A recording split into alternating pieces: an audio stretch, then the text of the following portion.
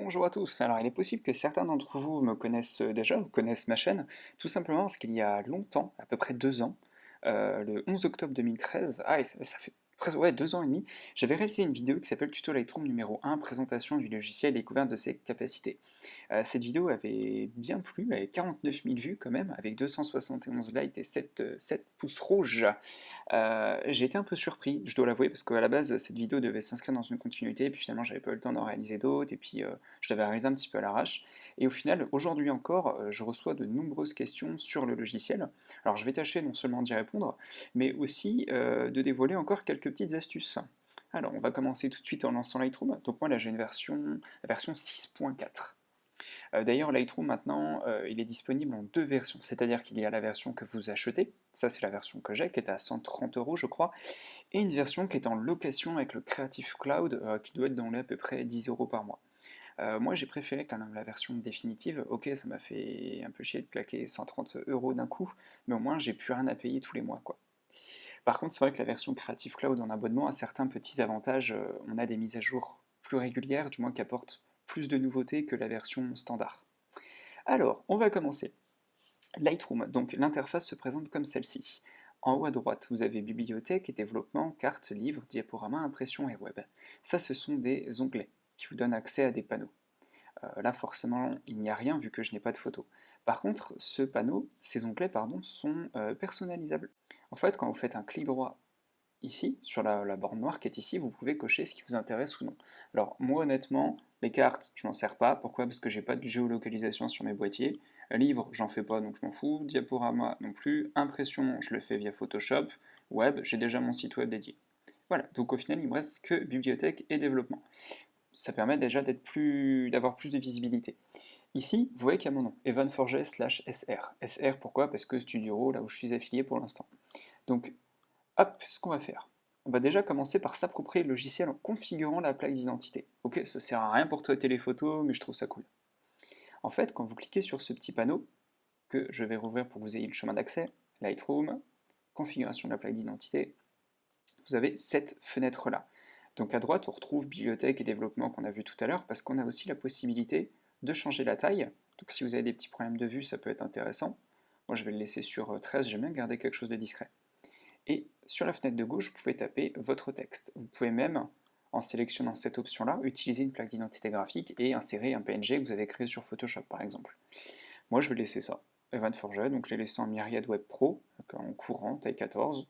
Voilà. Encore une fois, hein, c'est du détail, ça sert à rien, mais moi je suis content de faire ça. Je vais ouvrir mon Finder. Donc le Finder sur le Mac, hein, c'est l'explorateur, c'est vos documents. Je vais prendre mon fichier RAF, qui est un fichier qui est ici. Le RAF, à la différence du JPEG, c'est un fichier qui est beaucoup plus lourd, mais qui permet de faire des retouches bien plus précises sans abîmer l'image. Donc pour importer la photo, donc il y a plusieurs possibilités, soit vous faites un glisser-déplacer dans Lightroom, soit un glisser-déplacer sur l'icône du logiciel, moi je l'ai mise en bas, soit dans Lightroom, depuis la bibliothèque, vous faites Lightroom importer. Bon, au final ça revient au même. Donc voilà, mon fichier est importé, il est ici. Donc c'est une photo de mon petit Denbo, parce que je suis photographe officiel pour la Hellfest, d'où le petit fond d'écran qui est derrière. Et j'étais en train de préparer mon matos, et j'ai pris cette photo de mon Denbo, parce que j'avais fait une série pour m'amuser avec lui. Je me suis dit, tiens, quitte à la retoucher, autant vous montrer un petit peu comment faire. Alors, cette photo prise avec un Fujifilm X Pro 2 a la petite particularité d'être prise au Fuji, d'où son nom, Fuji X Pro 2. Je vous le dis, mais on reviendra là-dessus plus tard, parce que les Fuji ont la possibilité de modifier encore certaines autres petites choses dans Lightroom, et c'est assez cool. Donc quand vous êtes toujours dans l'onglet Bibliothèque, vous avez accès à quelques informations rapides. On a un histogramme en haut à droite, qui est intéressant mais pas forcément utile à tout le monde, qui vous donne les exifs de votre photo, c'est-à-dire que vous savez quels réglages ont été faits. 1 125e de seconde, f2.8, 37,6 mm, on voit que j'ai utilisé un zoom, et 800 ISO. Ici, vous avez quelques petits paramètres prédéfinis, si vous voulez des choses assez particulières. Vous avez aussi vos mots-clés, si vous souhaitez en mettre. Vous avez la liste de vos mots-clés préférés, vos métadonnées, avec des profils que vous avez pu pré-régler vous-même d'ailleurs, avec d'autres petites informations, et des commentaires. On va quand même un petit peu revenir sur les métadonnées, parce que ça c'est quelque chose que j'utilise énormément. Les métadonnées, à quoi ça sert? Ça sert d'une part à classer ces photos, c'est surtout que ça vous permet, si jamais vous envoyez des photos sur le web, à les retrouver plus facilement. C'est-à-dire que Google analyse en fait toutes les images, je prends Google pour exemple, hein, mais Google analyse toutes les images et leur contenu. C'est pas que la photo, c'est aussi ce qu'il y a de rattaché à la photo. Donc moi par exemple, en paramètres prédéfinis, j'en ai trois. J'ai StudioRaw que j'applique quand on fait une sortie avec StudioRaw, mais sinon j'ai Evan4j. Donc là, il changera directement le nom avec ça, avec ce que j'ai voulu qu'il mette. Pareil pour le copyright, pareil pour le nombre d'étoiles, pareil pour le nom du créateur. Donc ça peut être intéressant si vous faites un reportage sur une journée particulière. Au-delà de ça, on va maintenant passer à l'onglet développement en haut à droite. Alors, on voit que la barre d'ailleurs en bas, elle ne change pas. Cette barre en fait c'est votre petite timeline, c'est là où quand il y a toutes vos photos, elles se mettent les unes à la suite des autres. D'ailleurs, juste avant de passer à développement, une dernière chose sur la bibliothèque. Quand vous sélectionnez votre photo ici, vous avez la possibilité d'avoir des petits boutons de raccourci qui vous permettent d'afficher toutes vos photos côte à côte, sous une forme de grille, ou une à une. Ça vous permet aussi d'avoir accès à d'autres petites choses comme les tris, les sélections. Si vous avez deux photos qui se ressemblent, par exemple, comme prises l'une après l'autre, vous faites XY et ça vous permet d'afficher la photo de gauche à gauche et la photo 2 à droite. Vous avez aussi vos petites étoiles pour votre petit classement, et puis la possibilité voilà, de tourner. Bon, après, je vous laisse vous amuser avec tout ça pour découvrir. Maintenant, la partie la plus intéressante, le développement. Une fois qu'on est dans ce module, on n'a pas vraiment moyen de se perdre, c'est-à-dire qu'on est guidé en soi. D'ailleurs, je vais tout de suite passer en plein écran, mode d'affichage, plein écran, voilà, comme ça j'ai un peu plus de place. Je vous recommande d'ailleurs de faire ça, ça évite la pollution visuelle autour de vous, ça vous permet de rester un peu plus focus sur votre image. Alors, en quoi ça consiste? Donc je vais replier tous mes menus. On retrouve toujours notre histogramme qui est ici. Quelques petits outils qui sont là. Rapidement, un pinceau pour les corrections des petites retouches localisées. Pour le filtre radial, je vous montrerai après. Le filtre gradué, les yeux rouges, un petit tampon de correction et l'outil de recadrage. Ici, on a tous nos petits menus. On va commencer par réglage de base. Réglage de base, comme son nom l'indique, nous donne accès à quelques petits réglages standards. On peut faire passer par exemple la photo en noir et blanc ou en couleur en un clic, corriger notre balance des blancs, notre teinte, l'exposition des photos, tac, les contrastes. Alors attention, hein, quand vous retouchez une photo, essayez de rester correct. Ne mettez pas tous les curseurs à fond tout le temps, sinon c'est juste ignoble. Vous avez les hautes lumières qui elles vont agir uniquement, vous voyez, sur les hautes lumières de la photo. Donc les yeux, les effets de lumière qui sont là, les petits reflets sur l'objectif, regardez. Tac. Vous avez vos ombres qui permettent, moi je les utilise un petit peu, hein, ça permet de déboucher un petit peu comme ça. Donc de regagner du détail, notamment ici. A l'inverse, si vous faites ça, ça assombrit votre photo. Après, ça donne des effets très particuliers hein, quand on pousse les curseurs à fond. Les blancs, c'est un peu pareil que les hautes lumières, mais en plus poussé. Et les noirs, ça permet vraiment de noircir ou d'éclaircir une photo. Clarté, je l'utilise pas mal, c'est assez sympa, ça donne un petit côté contrasté. Attention, pareil, à ne pas l'utiliser trop. Hop, par contre, dans l'autre sens, là vous le verrez assez vite, ça vous fait un effet de flou artistique que je trouve absolument dégueulasse. Alors je sais qu'en a, on peut pas parler de trucs dégueux ou beaux, etc. Mais enfin là, je trouve que c'est quand même très particulier. La vibrance et la saturation, ça vous permet de gérer justement les couleurs, du moins leur intensité, mettre des petites désaturations, saturer un peu plus les couleurs, etc. Voilà, donc là on a vu brièvement pour les réglages de base. La courbe des tonalités, alors là c'est quand même un peu plus poussé, c'est ce qui va nous permettre de travailler plus en finesse certains réglages au niveau des tons clairs, des tons sombres, etc. Là on le voit vite fait sur la photo. Là je vous invite davantage à tester avec une photo que vous avez déjà traitée auparavant pour voir un petit peu ce que ça peut donner. C'est pareil pour tout ce qui est là, le TSL, donc la teinte, saturation et la luminance, les couleurs ou le NB, noir et blanc, ça vous permet d'avoir vos petits trucs à vous. Par exemple, vous voyez ici, il va me faire mon petit noir et blanc avec l'orange. Hop là, ça donne des effets qui sont complètement différents. Donc si vous voulez donner un charme particulier à vos retouches ou à vos photos, vous pouvez travailler et y affiner par là. C'est comme ça qu'on reconnaît entre guillemets la patte de quelqu'un, puisqu'il a bidouillé tous ces trucs dans son coin et qui après, quand on regarde sa photo, on sait tout de suite qui a pris l'image. Virage partiel, c'est un peu pareil, c'est-à-dire qu'en fait vous allez appliquer une couleur, donc je vais d'abord la repasser en couleur d'ailleurs. Tac, voilà, je vais revenir. Virage partiel. Admettons, toutes mes hautes lumières, je vais les mettre en bleu. Tac, voilà. Donc en fait, là je vais pas y arriver, je choisis une teinte pour les hautes lumières et une teinte pour les ombres, donc les basses lumières, et c'est avec ça que du coup, après, avec saturation, que je peux gérer. C'est sympa parce que ça peut donner aussi des petits effets assez cool. Par exemple, pour les basses lumières, je vais mettre un petit peu de bleu-vert, saturation, tac, ça peut donner des petits effets, voilà, un peu, je vais pas dire vintage, mais des petits trucs un peu rétro de temps en temps, en donnant un peu de jaune ou de vert sur les images. Le détail, ça je l'utilise énormément. Le détail, hop, où est-ce que je suis d'ailleurs dans ma photo? Voilà, on va reprendre le visage, ça sera plus parlant. C'est ce qui nous permet d'accentuer les détails d'une photo. Tac, je vais vous montrer. Je vais zoomer un petit peu dans mon image. D'ailleurs, en bas à gauche, vous voyez, vous avez YY. Ça ressemble un peu à ce qu'on avait tout à l'heure, le XY, sauf que là, c'est YY. Alors, qu'est-ce que ça veut dire? Ça veut dire que si je clique là, il ne va pas m'afficher deux photos, il va m'afficher un avant-après. Ce qui est assez cool quand on veut tester ces retouches. Donc là, on voit à droite que j'ai une image qui est beaucoup plus pointilleuse, beaucoup plus granuleuse en fait. Pourquoi? Parce que là, j'ai augmenté par exemple la netteté à fond. Donc attention, c'est pareil, ça reste un curseur, on évite de le mettre à fond, sinon c'est pas beau. Moi, je le laisse à peu près à une petite vingtaine à peu près d'unités. Pareil pour la réduction du bruit. Donc, si j'enlève ça, donc là, c'est vrai que j'ai pas une photo qui est très bruyante, hein, entre gros guillemets. Mais la réduction du bruit, ça vous permet justement, si vous avez une photo qui ressemble à ça en fait, regardez. Vous savez, quand vous mettez vos ISO assez haut, vous avez une image qui se dégrade, parce que du coup, vous avez une perte de la qualité, et ça vous donne une image un peu plus comme ça. Donc là, vous pouvez passer un petit peu sur la réduction du bruit. Ça vous permet de récupérer une image qui ressemble davantage à ça. Après, là, bien sûr, on va finuler avec les couleurs, détails, lissage, mais déjà, essayez de comprendre la netteté, la réduction du bruit. D'ailleurs, le petit zoom est là pour vous aider. Le suivant, correction de l'objectif. Alors ça, c'est pas disponible avec tous les appareils, avec tous les objectifs, c'est-à-dire que vous appliquez le profil de correction. Déjà, je vais retourner sur une photo normale. Tac, voilà. En fait, ici, vous avez la liste de nombreuses marques et de nombreux boîtiers et objectifs disponibles. Par exemple, moi, j'ai pris la photo avec un Fuji X Pro 2 et un 1655 f2.8, donc je vais sélectionner la marque Fujifilm, sauf que il ne me le propose pas. Voilà, c'est tout, il me propose que ça. Si je vais prendre par exemple Nikon, tac, là, il y a quand même bien plus de choix au niveau des objectifs.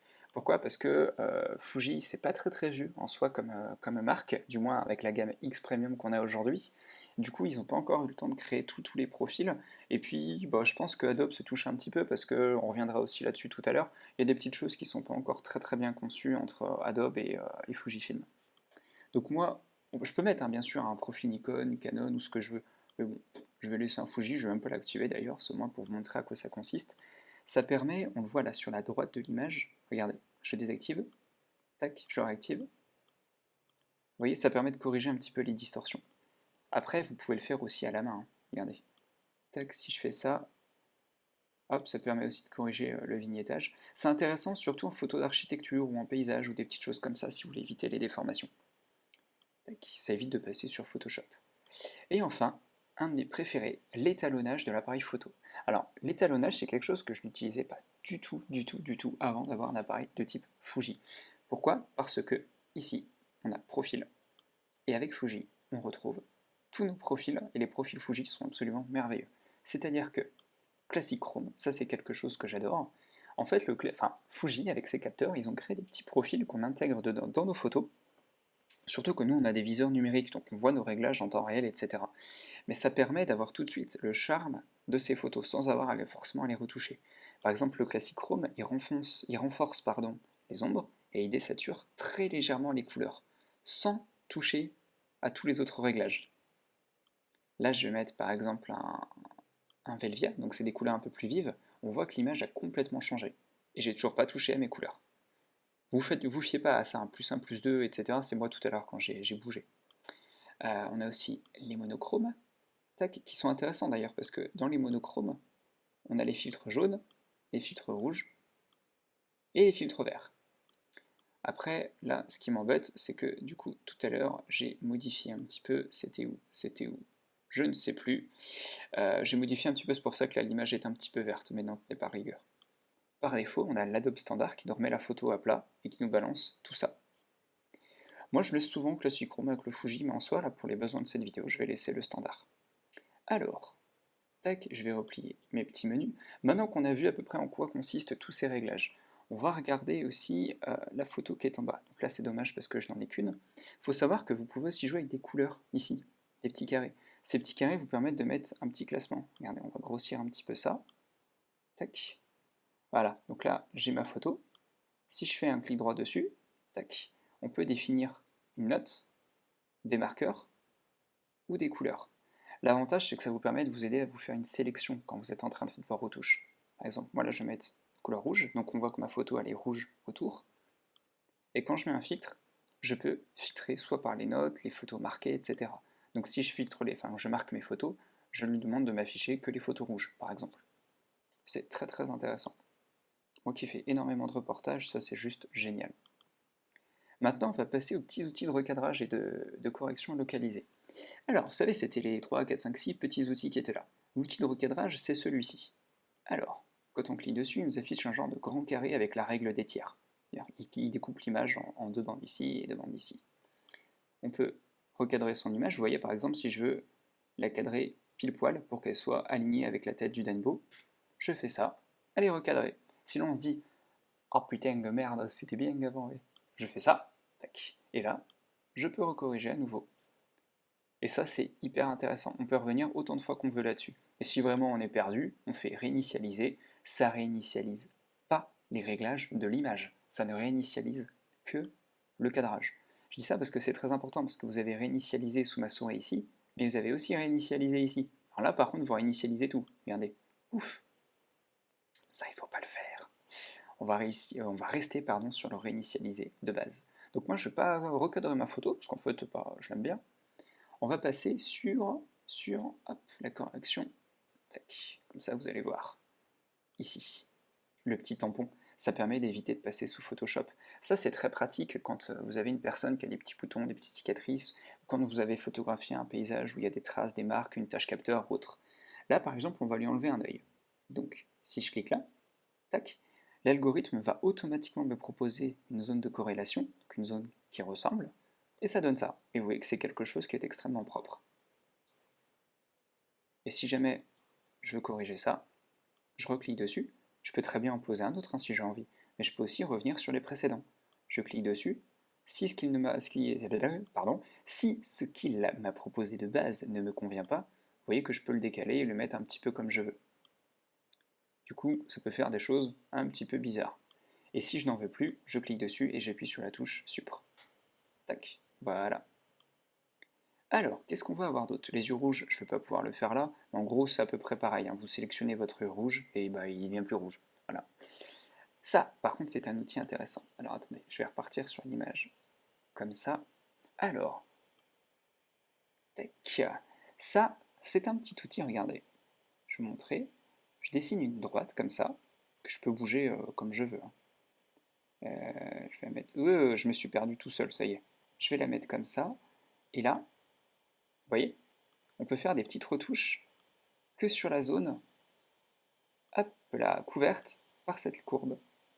Par cette droite plutôt, excusez-moi. Après, on peut gérer, donc là, c'est l'intensité du dégradé, entre guillemets. Par défaut, le point va venir jusqu'ici. Après, si je l'étends, je vais avoir quelque chose de plus diffus, que là, je vais avoir quelque chose qui sera vraiment coupé net. Ça encore, ça peut être intéressant sur des paysages. Par exemple, si vous avez une photo qui est bien droite, avec la ligne d'horizon, vous faites quelque chose comme ça, et vous pouvez très bien rajouter un petit peu de clarté ou diminuer les hautes lumières pour votre ciel, par exemple. Tac. Oui, ça peut donner des petites choses assez sympas. On a vraiment accès à tout après, hein, la désaturation, la luminosité, l'exposition, la balance des blancs. C'est quelque chose de sympa, mais attention à utiliser pareil, avec prudence. Moi je vais le mettre comme ça, puis d'ailleurs je vais en mettre, parce que si je clique sur nouveau là, à droite, je peux même pouvoir en mettre un deuxième pour assombrir un tout petit peu mon sol. Donc quelque chose comme ça. Tac, tac, tac. Ouais, après on peut s'amuser, on fait ce qu'on veut. Si je veux juste par exemple avoir une moquette un petit peu rose mais pas toucher au reste de la saturation de l'image, bon là c'est extrêmement moche, hein, mais ça donne une petite idée. Après ça, on va avoir tac, le petit masque. En fait, c'est un petit peu comme les droites qu'on avait juste avant, sauf que là ça vous le fait dans un rond. C'est-à-dire que si je fais ça, il va assombrir toute l'image, parce que j'ai baissé l'exposition, sauf ce qu'il y a dans le rond. Enfin dans le rond, dans l'ovale. jetez pas une bille en géométrie. Tac, vous voyez des petites choses comme ça. Bon, après, pareil, hein, c'est à utiliser avec parcimonie, mais ça peut donner des petits effets sympas. Je vais quand même réinitialiser ma photo, parce qu'à force de remettre des trucs pas beaux dessus, on voit plus grand chose. Ensuite, on a le petit pinceau. Ça, vous risquez de l'utiliser très souvent, parce que c'est très pratique. Ça vous permet d'ajuster, par exemple, si je veux, je sais pas, bah tiens, on avait parlé de la moquette juste avant. Si je veux retoucher juste la moquette, je fais ça, tac, et en fait, je peux retravailler uniquement les zones que je retouche avec mon petit pinceau. Voilà. Là aussi, c'est très sympa, si c'est juste pour retoucher quelques petits détails dans un ciel, dans les reflets d'une paire de lunettes ou des choses comme ça peut être assez cool. Et là, pareil, si vous voulez en rajouter d'autres, vous avez nouveau, ici, puis là, bah, vous en ajoutez un nouveau qui est là. Puis vous avez toujours la possibilité de revenir sur vos retouches après. C'est-à-dire que là, on voit que j'en ai un ici, on voit que j'en ai un ici, et on voit que là, je suis en train de retoucher celui-là, parce que le petit point, il est gris au milieu, alors que là, il est gris clair. Vous voyez, là, il est gris foncé. Tac. Si je fais ça, afficher l'incrustation de masque sélectionnée en bas, ça m'affiche en rouge la zone où je suis passé. Par exemple, on voit que je ne suis pas passé là. Ça peut être pratique aussi pour vos retouches. Donc, je décoche ça. Je peux revenir dessus, c'est-à-dire que là, je l'ai mis sombre, je dis ah et tout, putain, c'est pas refait. Par contre, là, c'est trop sombre. Donc je reclique là, et là, tac, et voilà. Et là, je le remets comme je veux. Et après, je fais supr pour l'enlever parce que c'est très moche. Enfin, bah, on va revenir un petit peu sur les réglages qui sont là. Donc là, si je veux essayer de retoucher sérieusement ma photo, donc je vais baisser un petit peu l'exposition, par exemple. Pourquoi? Parce qu'en fait, j'ai un petit bouton ici sur le côté qui me permet d'allumer les yeux de ma petite figurine. Donc je vais baisser un petit peu ça, je vais augmenter légèrement le contraste, je vais augmenter un peu la luminosité, augmenter un petit peu les blancs, augmenter un petit peu la clarté, baisser encore l'exposition, remonter un peu la clarté, remonter un peu les hautes lumières, tac, un petit coup de avant-après. Voilà, on a une image qui est déjà complètement différente. On est plus là dans le petit côté dark, le petit côté sombre. Et je trouve ça assez cool en fait, c'est l'effet que je voulais au départ, bien faire ressortir les yeux. Tac. Et d'ailleurs j'ai triché un petit peu, pourquoi? Parce que là je vous ai parlé que de ce menu là, je vous ai pas parlé de l'autre menu, le menu caché. En fait sur la gauche là on voit qu'on a une petite flèche. Si je passe ma souris, il m'affiche juste un petit module qui apparaît, tac, mais si je clique dessus, le module reste en permanence. Ce module, en fait, je vais revenir très rapidement dessus, c'est là qu'il vous affiche vos profils pré-réglés de retouche. Tac. En fait, vous voyez, vous avez les effets prédéfinis de Lightroom, qui sont classés par catégorie, que j'ai vraiment jamais utilisés, hein, parce qu'ils sont un peu dégueux hein, quand même. Après, vous avez aussi les vôtres, ceux que vous avez créés pour vous-même. Par exemple, World of Warcraft, ça c'est quand je retouche des captures d'écran sur le jeu. Ça me permet d'avoir mon truc prédéfini. Maltraitance animale, c'est une série que j'avais faite sur la maltraitance animale qui était en noir et blanc. Du coup, pour pas perdre de temps sur mes retouches, vous voyez qu'ici, là, j'ai déjà tout qui s'est réappliqué. Ça me permettait en fait, en un clic, de retoucher l'ensemble de mes photos. C'est très pratique. Après, je vais faire commande Z là pour revenir en arrière. Voilà. Et si vous souhaitez justement enregistrer le profil, là, du moins la retouche que vous venez d'appliquer, vous avez cette possibilité. En phase de paramètres prédéfinis, ici on a un petit plus. Et là, il va me permettre de copier tout ce que j'ai mis sur cette photo-là. Voilà, bon, je ne vais pas le faire, hein, parce qu'il n'y en a qu'une, mais ça peut être très très très pratique. Les autres petits trucs pratiques, c'est si vous avez plusieurs photos à suivre, à retoucher. Plutôt que de les retoucher une par une, parce que ça c'est très pratique si on va revenir dans un second temps dessus, mais si vous avez plusieurs photos à retoucher tout de suite, soit vous les sélectionnez toutes et vous faites une seule retouche qui va tout retoucher en même temps, soit donc on retouche notre photo et on fait copier, hop là, où est-ce qu'elle est passée, où est-ce qu'elle est passée, copier les paramètres, juste ici. Donc là, il va me permettre de copier les réglages que j'ai appliqués, et ensuite, admettons, là je vais faire réinitialiser, on va dire que ça c'est ma deuxième photo. Là je fais coller, donc moi je vais le faire avec mon raccourci clavier, commande V, tac, et là, pouf, il me recolle tous mes réglages. Voilà, petit gadget, mais c'est assez sympa aussi, ça peut faire gagner pas mal de temps. Enfin, quand on a terminé, comment est-ce qu'on fait pour exporter sa photo?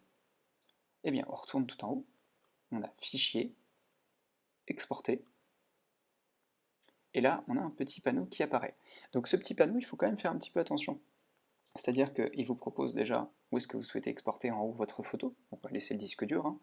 Il me propose le chemin d'accès, donc je vais le laisser sur le bureau. Si je veux la mettre dans un dossier, ben je peux. Si je veux l'ajouter à un catalogue, je peux aussi.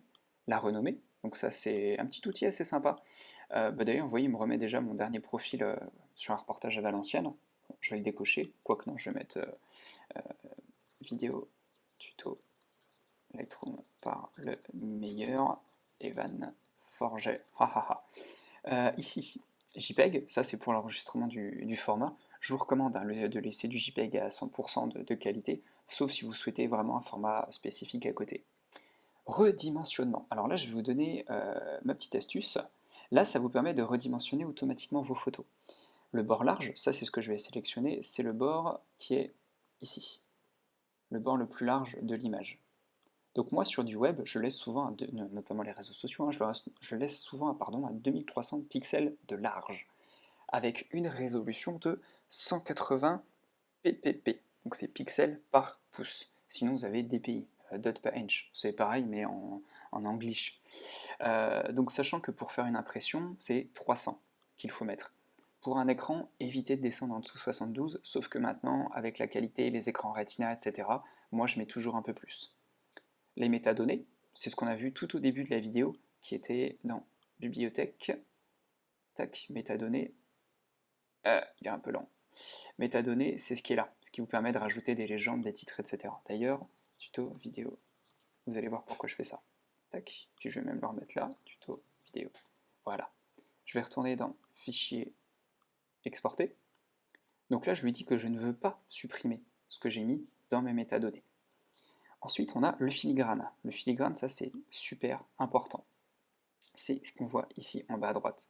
Donc vous tapez votre texte, ou vous mettez une image, hein, si vous le souhaitez, vous avez la possibilité de la sélectionner en haut à droite ici. Et là, vous faites votre petit filigrane, qui va automatiquement s'appliquer sur toutes les photos que vous allez exporter. Là, j'en ai un autre, Studio Raw. Ça, c'est quand on fait les sorties de Studio Raw, mais là, je vais laisser mon copyright à moi. Je fais terminer.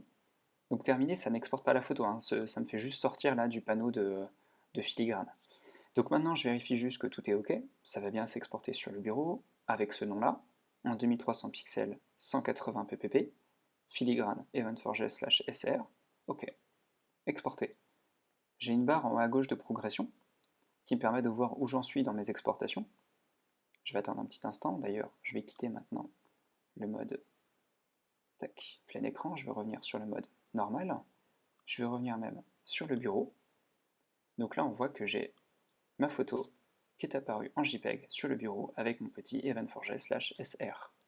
Et d'ailleurs, si j'ouvre ma photo et que j'appuie sur commande I pour avoir les petites informations d'image, tac, on voit ici que j'ai le nom que j'ai mis, donc vidéo tuto Lightroom par le meilleur evan4j.jpg, j'ai mes infos, et dans les infos encore ici, là j'ai tout le détail de ma photo. Après vous avez IPTC qui vous permet de voir Evan4j, photographe, tuto vidéo Lightroom. Ça justement c'est ce que j'ai mis tout à l'heure, juste avant l'exportation. C'est ça qui est intéressant parce que même si ça ne se voit pas, Google lui le voit, les moteurs de recherche le voient, toutes ces informations-là. Après vous avez vos mots-clés qui sont mis là, etc. Voilà, j'espère ne pas avoir été trop rapide. Excusez les petits bugs quand je parle, de temps en temps j'ai un peu de mal, je dois avouer que je suis un peu fatigué. Donc j'espère ne pas avoir été trop rapide, que tout a été clair, que j'ai répondu à la plupart des questions qui m'étaient posées. Bien sûr, il y a encore plein de choses à voir sur Lightroom. Simplement là, on a déjà une très très bonne base de travail. Sur ce, je vous souhaite bon courage dans le traitement de vos photos. N'hésitez pas à poser des questions si vous en avez, j'essaye d'y répondre. Et j'ai quand même pas mal de commentaires sur ma chaîne, donc je ne peux pas tout voir, excusez-moi, mais au besoin, j'essaye d'y répondre. Donc sur ce, je vous dis à très bientôt, et merci encore, salut!